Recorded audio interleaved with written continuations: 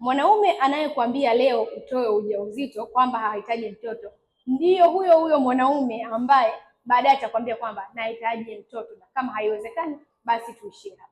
Hakuna kitu ambacho kinauma. Umebahatika kupata ndoa yako vizuri na mtu ambaye ulikuwa unamtarajia kwenye maisha yako, lakini ukashindwa kubeba ujauzito kwa sababu tu ulimsikiliza mtu mmoja hapo mwanzo na ukotoa ujauzito.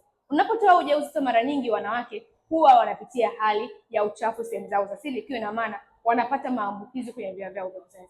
Lakini bahati mbaya pia maambukizi haya huwa wanayapuzia, na wanapoyapuzia yanaenda kushambulia moja kwa moja kwenye via vyao vya uzazi, ikiwemo mirija yao, na kujikuta unapofikia wakati wa wewe kuweza kubeba ujauzito unaambiwa mirija yako imeziba, ama unaambiwa kama unataka kubeba ujauzito lazima ufanye IVF, ambapo ni gharama kubwa sana.